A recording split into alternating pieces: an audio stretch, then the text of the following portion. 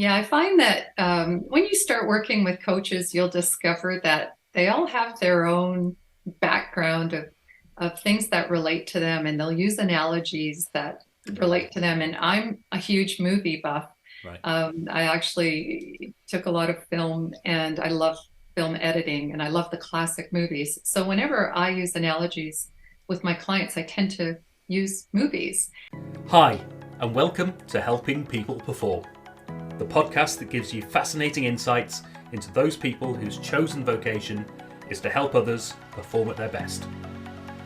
From consultants to teachers, sports coaches to financial advisors, all of my guests share a passion for getting the most out of individuals, teams, and organisations. Enjoy the episode. Hi everyone, and welcome to another episode of the Helping People Perform podcast. Delighted to be joined today all the way from Canada. We have personal development consultant at Dream Path. I hope I've got that right. Welcome to the show, Fran Banting. Hi, Paul. It's great to be here. Thanks so much for having me on. We were just talking before we record this episode about me getting the introductions wrong and fluffing those up. So hopefully I've stumbled over that one and we've got to where we are today. But Great job. speaking of which, could you give us a little bit of background in terms of what's got you to where you are today? Oh, well, I think it goes back to when I was about 20, I picked up this book called Think and Grow Rich. And I was totally engulfed in this book, but I didn't quite believe it. I would read it and think, well, it makes sense on paper, but how does this work in real life? And at the same time, I was in marketing. I was in a program at the local college, and we were learning about how people can be talked into buying a product if it's shown to them enough times. Right. And I remember thinking, wait a minute, so these commercials on TV, if you show it to the person like 14 times, it eventually gets into their subconscious mind and they believe it. And at the same time, I'm reading Think and Grow Rich, which is exactly the message they were saying. So I thought, hey, if it works on a product, will it work on me? Right. And that was my first introduction to it. So I started practicing the process, and it did work. Right. And as the years went on, I would try different things, and it would work. And eventually, I started sharing that information with other people, and found that at one point I thought, why am I doing this for free? Why don't I just start my own coaching business? Right. And do what I love to do. And I just share that message as much as I can now. Oh, wonderful. So it's Think and Grow Rich. Who's the author again? Just so we make sure we capture That's that. Napoleon Hill. Napoleon Hill. Well, Think and Grow Rich. It's about 100-year-old book. right. And he was a man that was paid by Andrew Carnegie, which was a famous mogul. Yeah. And he wanted to get across the message. He wanted Napoleon Hill to interview, I can't remember how many important people, rich people, and they all shared their methodology of how, they would think. Right. And they put this book together. I think it took them 20 years to write the book. And it's still around today, and it's a staple in all personal development because it works. Yeah. Oh, wonderful. I'll be checking it out, and I'll Yeah. put the links in for people as well if people want to check it out themselves. Yeah. So, what was it about marketing that got you into that space? What was it about marketing that got me into So personal into development? marketing. What attracted you to the world of marketing? Oh, well, I was in real estate. Okay. And in real estate, it was all about sales and understanding people and their personalities Right. and how to sell to different personalities. So I actually got in it for one reason, and I got out for another reason. So I Yeah. never did do the real estate. Yeah. Oh, and what was your experience like? What were some of the highs and lows of working in real estate for you? Oh, well, I had the problem of I couldn't sell a home to a person if it was below my standard. Because I remember actually showing a house and saying, you don't want to put your kids up here because this is a fire hazard. And they were like, but we love this room. And I was like, no, you can't put your children here. And I thought, I'm in the wrong business. Right. So it just wasn't my cup of tea. It takes a different personality and an extroverted personality. And not that introverts couldn't do it, but I'm an extreme introvert. Right. And I love order. Yeah. and I love putting things in order. So for me, it just made better sense for me to get in the background of real estate, Right. more into the contracts Right. and running real estate offices, which is what I eventually did. Oh, nice. And have you taken any lessons from that space that you've brought forward with you in your career as you work forward? Oh, it was, I worked with the best of the best. And every real estate office that I worked in, I couldn't work with them if they weren't involved in personal development. So the realtors that I was close to were very successful. They had multi-million dollar businesses. And I was a part of that. And I got to work alongside them. Mm. And we would apply the methodology of what Think and Grow Rich, again, the philosophy. And that is how we ran our companies. And that's how our customers were attracted to us, because we would attract the people that understood us and how we cared, and it worked. And I just learned so much from these people. And again, I would only work with that type of individual, Mm. which was priceless. Right. And one of the people I eventually ended up working with was Bob Proctor. Do you know of Bob Proctor? I don't believe I do. No. Well, he was in the movie The Secret. A lot of people Oh, of course. recognize him from that movie.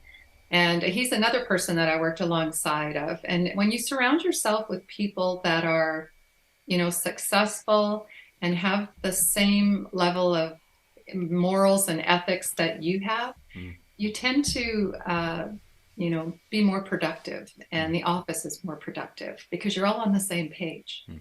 and you all grow together. So, yeah, wonderful experiences surrounding yourself with great, great mentors. Yeah. Oh, so that took you then from that world of real estate. Did you make the move then from real estate into the world of coaching? Is that the move for you? Well, that's where it all started. I was in the real estate office and I found that a lot of the people were always coming in my office. Hey, Fran, you got a minute? Hey, Right. Fran, you got a minute? And they'd shut my door and they'd end up sitting there for an hour. And I thought, wow, I seem to be the office counselor here, or, I was just helping these salespeople. And I thought, what if I did this full time as a job? Could I do this as a job? So I started planning my business, and it took me 1 year. I stayed in my job and I just planned. I built my business on the side and started running it on the side till eventually, I like to think of it as a teeter-totter Right. where, I was 100% in the daytime job and then slowly just brought that teeter-totter up on the other side. And when it was level, I thought, you know what? I think it's time I can step away. Right. And that's how I did it. Oh, wonderful. So Yeah. tell us a little bit about who you help now and how you help them. Well, I work with individuals who basically, the word I like to say is, are stuck. And we all know that feeling where, you ask yourself that question, what's wrong with me? Why can't I just do this? It could be something as simple as picking up the phone and making a phone call. Mm. In sales, I remember the realtors were just petrified of picking up that phone and calling a client, even when the message they were going to give the client was going to help that client so much. Right. They still felt that they were invading their privacy or somehow stepping on their toes. And just working through that little wall that we have that stops us from doing things. And for some people, it's a big wall. It could be a big thing. And for some people, it could be the smallest wall, at like just going out your front door, Right. or, going to the grocery store. People are stuck Mm. in many places, and it all depends on what's happened in their lives, what their environment was. And it's different for everybody, which is why it's so important to have your own coach, because that person can get right to the heart of your matter. Mm. You can get as much information as you want that's general, but when you hire a coach, they're pinpointing your and your experience and what's keeping you stuck, because we were all raised differently, Yeah. and we all have different emotions and different personalities. Mm. So it's hard to have a one stop fits all methodology. It just doesn't work. Yeah, yeah. There are some principles that can be applied in general to most situations, but as you say, once it gets down to the individual client Yeah, perspective, just knowing their specific circumstances, their right. challenges, their, as you say, their history, their background, makes all the Yeah, difference, doesn't it, in terms of helping them it through? does. It does. And once you pinpoint it, sometimes they're not even aware of it. Right, And once they understand it and they understand how they got there and why they're stuck, moving it is so fast and simple. right. It's just allowing yourself, to be vulnerable enough to admit that you need help. And it's funny how we hire people to, you know, do everything else for us, but nobody wants to think about hiring somebody to help you achieve a goal. But And yet, again, getting the back to people those. who do tend to be the ones who move to that next level, aren't they? That's right. And the mentors, as I was talking about, all those people, including Bob Proctor, all had their own coaches Yeah. because they knew the value of it. So it's a good thing when you can decide that you want to get to a different level in your life, that you're tired of being stuck and you're tired of being frustrated, and you just want to, get past that.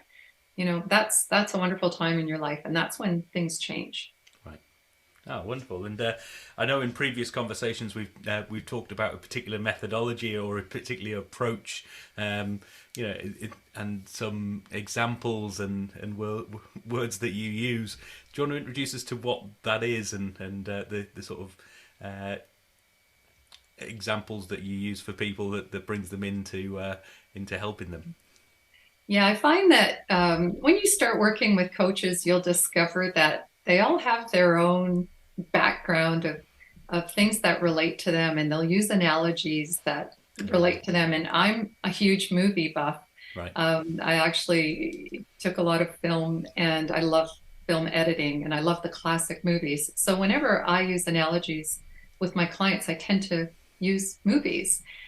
So a lot of my coaching is surrounded with movie terminology, and everybody relates to movies. So it seems to work great. Mm. So, for example, my book is called Your Life as a Movie, Right. Scripting and Producing Your Dreams into Reality. And in that book, I helped people put together their goal, because a lot of people can't even say what they want. Right. So I thought, well, if I do it in a method of like making a movie, and I broke it up into three parts. I did the lights, camera, action. And with lights, I'm basically teaching you about your mind and how it works and how you think and why you can't think about your goal properly. And we literally set the stage for you to illuminate your mind and think about your goal properly. Mm. And then the second section is camera. And this is where we start visualizing your goal or your vision. And I do it in a way that you're looking through the viewfinder and you're setting up the set. Because a lot of problems people have is they have affirmations and they visualize, but they're not doing it correctly. Right. So through the camera section, I'm literally walking them through step by step of setting up their vision as a movie set. And then in action, we actually put together the steps to start attracting exactly what it is you want by your applying the steps of the methodology and putting together your so-called movie trailer so that you can run that trailer in your mind every day and start attracting that goal that you set up in lights. So I use movies a lot. I just also wrote a course called Scripting Your Results, and it's again in the three parts of lights, camera, action, and Yeah. it's more methodical with modules, Right. and it walks you through step by step. So I love the movies. I use it a lot in everything I do, and I just find that it works when you have a program that other people can relate to. Because, Yeah. like I said, everybody loves movies. Yeah, I mean it's such a brilliant analogy. An analogy was the word I was stumbling over earlier on when I was trying to think of what was going on. But yeah, I think with, as you say, with the movies, there's very very few, if any, people who haven't watched at least one or two movies in their life and know of the format of telling that story through the visual arts and just being Yeah, engaged in that story. And I think yeah, you, as long as you can connect with a story from the that really resonates with you from your childhood or even from your adulthood, you can actually start to go, right, well, if my movie was like this, what would be happening right now? Where would that be going? What would the characters be doing? Oh, I love that. It Yeah, must you connect hit with the so many nail, people. you hit it right on the head, because a lot of times I'll say to people, if you had to pick one character in a movie that you feel reminds you of you, who is it? And it's amazing how many people say Luke Skywalker. Okay. He's the number one, I have to Yeah, admit.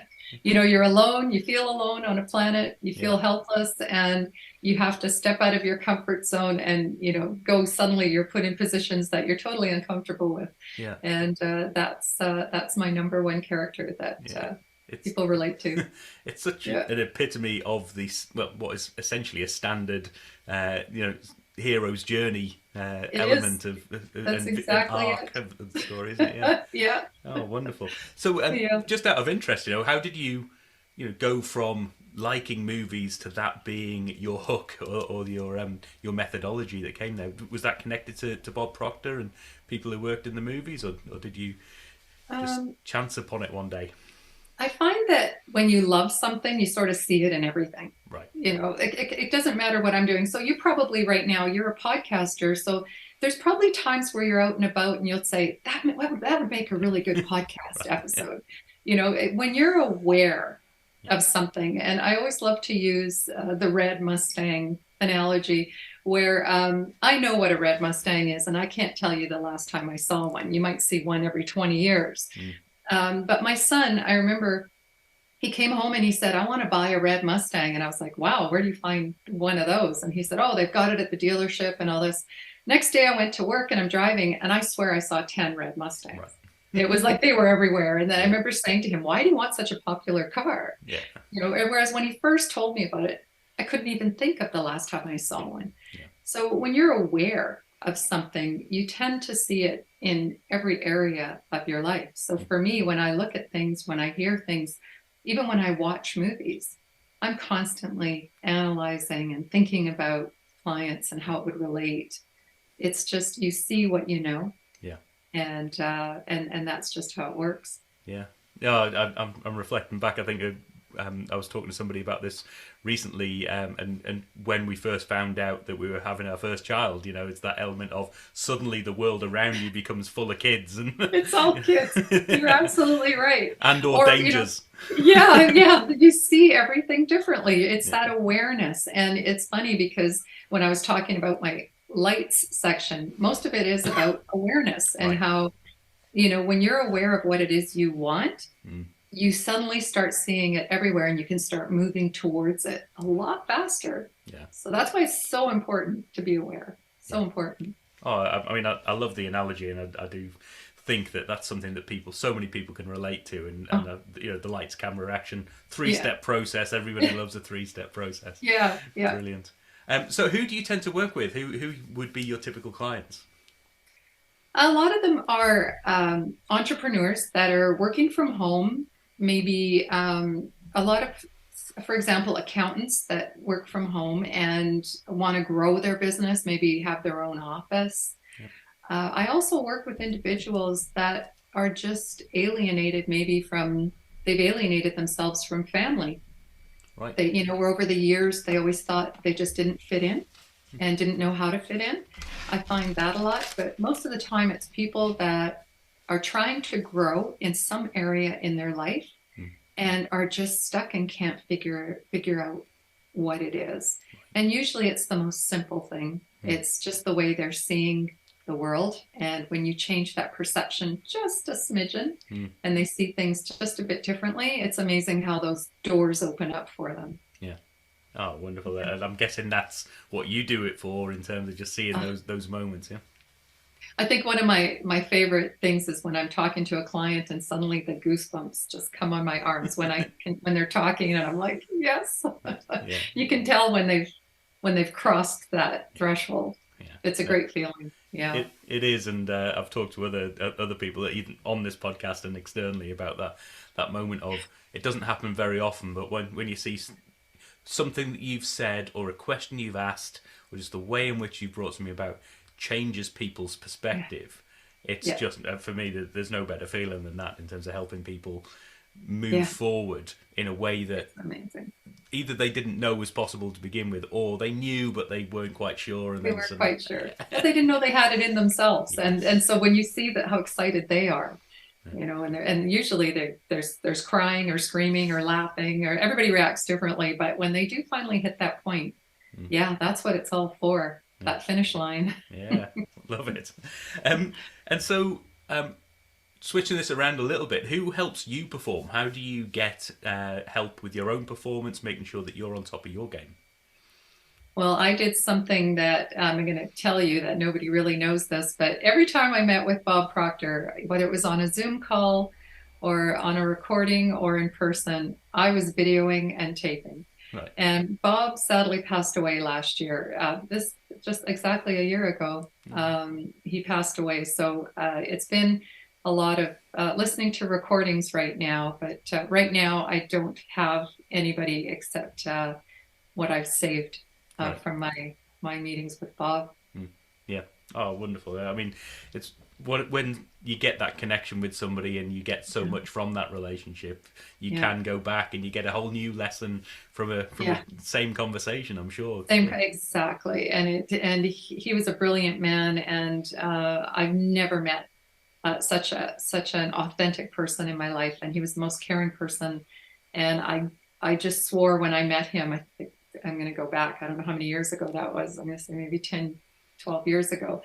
Mm. My goal was to, emulate what Bob does. Right. And that's what I've been trying to do since then. Oh, wonderful. Yeah. Um, and so if you were to be able to help any sort of individual or team or organization with the Mm. skill set that you've got, who might you want that to be? Well, I love working with employees that, they're doing the 9 to 5, and whether it's at home or they're going into an office or they're going to work every day, and they're just miserable, Mm. and they're going to earn that dollar because they have to, and I get that. I did that too, and I can remember I was crying in my car on my way to work because I was just so miserable, Mm. and I thought, is this the way people live? Is this the only way to live? Mm. There's other jobs out there.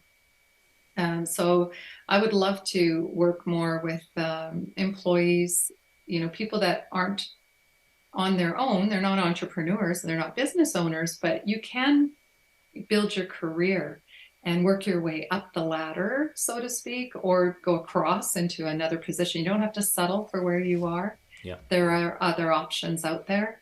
And I'd like to focus on those individuals because I went through it myself and I understand it completely, where you're supporting your family and you can't move. And Mm. that's not what I'm saying to do, but there is a way to be happy Yeah. in your job and make it so that you are going to work in a more positive state. Mm. And that'll change your family too. Yeah. Like, they don't want you coming home miserable. Everybody wants to be happy because if you're miserable, everybody around you is too. Yeah. So, Yeah, and I think that's an important point in terms of you don't have to be moving jobs even.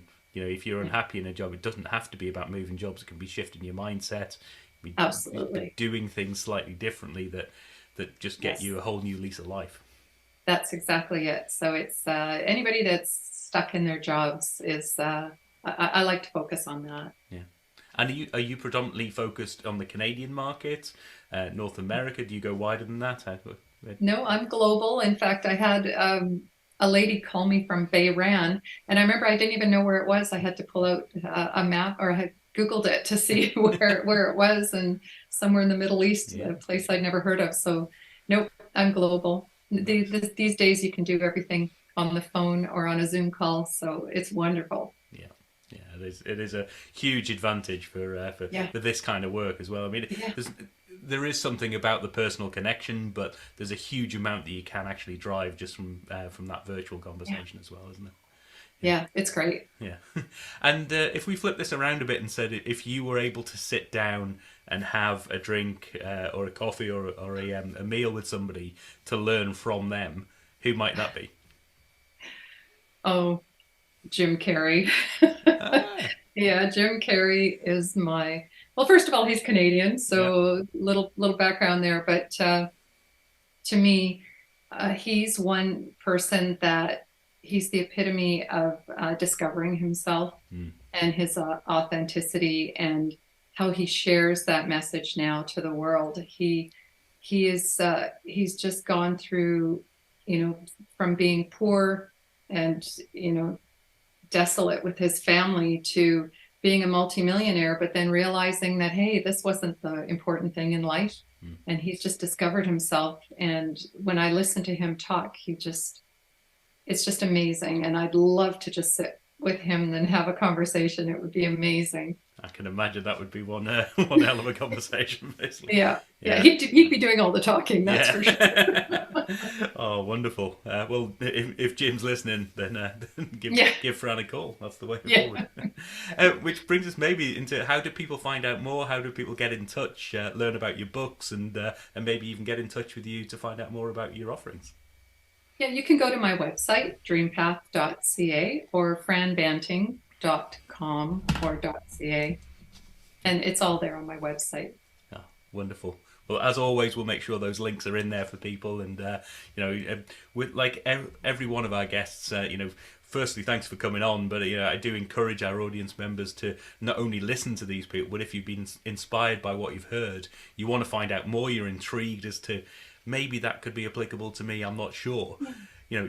All of my guests share this. We have conversations outside, and they always say, "Please just reach out, have a conversation, see where this goes." And so if you're listening to this and you're thinking, right, what does lights, camera, action mean to my life? Then get in touch with Fran, and I'm sure she can help you out. And I'll mention that I do offer a focus session. It's a 45-minute complimentary call, and we can just talk about those 3 sections on how to view your goal, just to get you on the right track. So my calendar, you can get on my calendar on the website and just book a complimentary session.